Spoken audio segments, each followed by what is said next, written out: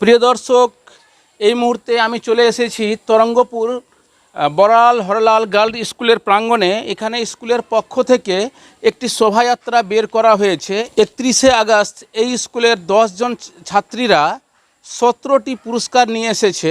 17টির মধ্যে 11টি ফার্স্ট পুরস্কার এবং 3টি সেকেন্ড পুরস্কার এবং 3টি থার্ড পুরস্কারের শিরোনামে এসেছে এই স্কুল। এবং সেই উদ্যোগে মূলত স্কুলের পক্ষ থেকে একটি শোভাযাত্রা বের করা হয় অন্যান্য যারা ছাত্রী রয়েছে তাদেরকে উৎসাহিত করার জন্য। কি বলছেন স্কুলের প্রধান শিক্ষিকা সোমা বাগচি, শুনে নিব। দেখতে পারলাম স্কুলের পক্ষ থেকে একটি আপনারা শোভাযাত্রা বের করেছেন, কারণটা কি রয়েছে?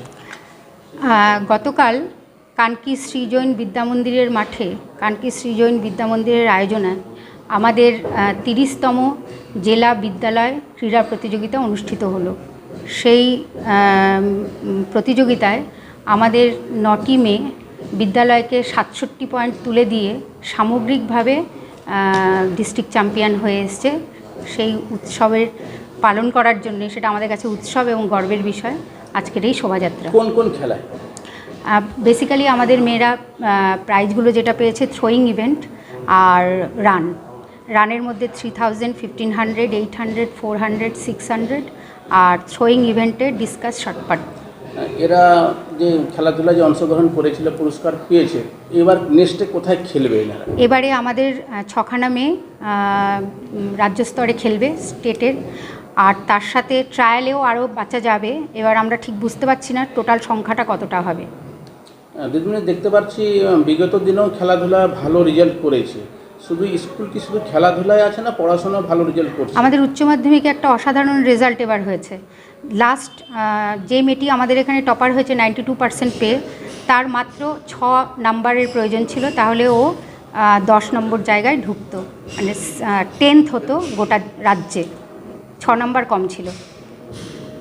Remarkable result. আগামী দিনে কি চিন্তা ভাবনা রয়েছে? আগামী দিনে আমার যেটা চিন্তা ভাবনা, বেসিক্যালি পড়াশোনাটা তো প্রাইম, কিন্তু তার সাথে সাথে আমরা খেলাধুলা, যোগব্যায়াম আর ক্যারাটে নিয়ে মেয়েদের খুব বেশি করে আমরা এগিয়ে দিচ্ছি, যাতে ওরা এই ফিল্ডগুলোতে সাকসেস হয়। আর এই ফিল্ডগুলোতে সাকসেস হলে আমরা জানি খেলার কোটা থেকে ছেলেমেয়েরা যে রেল, আর্মি, পুলিশ ইত্যাদিতে যে চাকরিগুলো পায়, সেই চাকরিগুলো যাতে ওরা পেতে পারে, এটা আমাদের প্রাইম উদ্যোগ। কারণ আমাদের এখানে যে মেয়েরা পড়াশুনো করতে আসে অধিকাংশই ফার্স্ট জেনারেশন লার্নার এবং ভীষণ পুয়োর ঘর থেকে।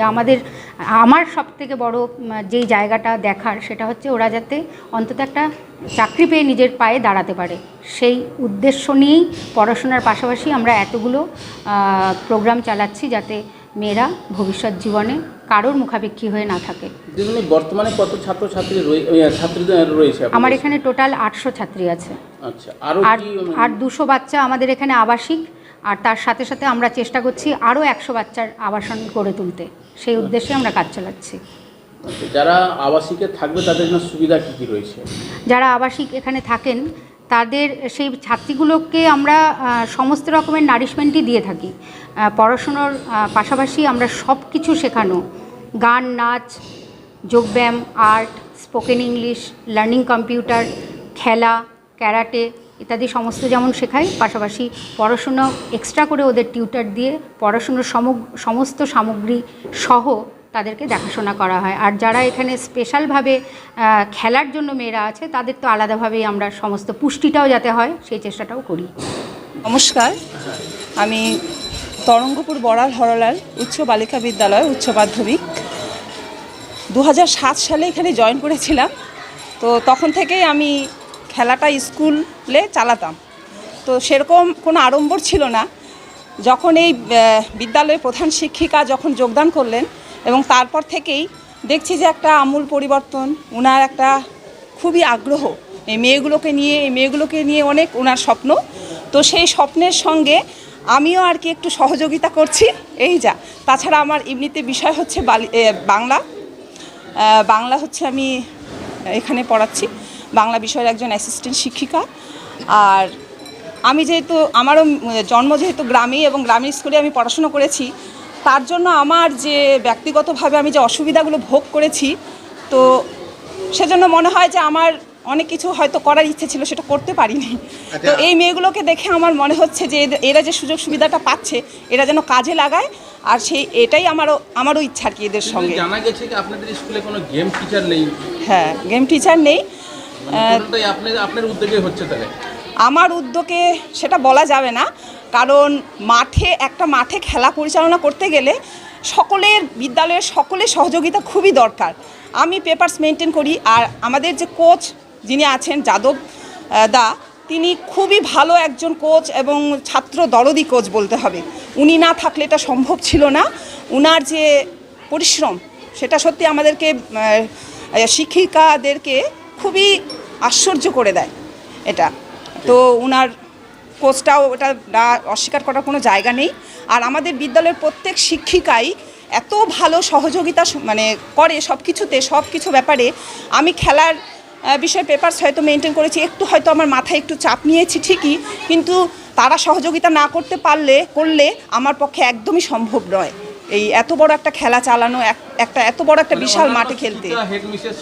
সবাই সহযোগিতা করেন, আর আমাদের হেডমিস্ট্রেসের কি বলবো, সব কিছুতে খুব আগ্রহ। আর একটা স্কুলকে রাজ্য স্তরে একটা জায়গা দেওয়ার জন্য ওনার যে কায়িক পরিশ্রম, এটা সত্যি আমাদেরকে অভিভূত করছে, আর আমরাও তার সঙ্গে আছি, সহযোগিতা করছি। আমার নাম হেমা রায়। আমি 300 মিটার, 500 মিটার আর 800 মিটারে। কেমন লাগছে? আমাকে খুব ভালো লাগছে। আচ্ছা, আগামী দিনে কি হওয়ার ইচ্ছা? আগামী বড় খেলার হয়েছে।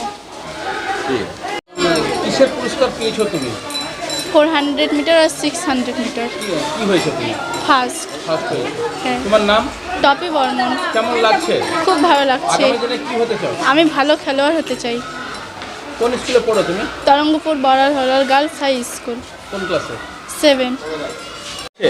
এখন আমাকে ভালো লাগছে। কোন খেলাতে কি হয়েছে তুমি? আমি শর্ট পার্টে ফার্স্ট হয়েছি আর ডিসকাসে ফার্স্ট হয়েছি। আগামী দিনে কি হবার ইচ্ছা?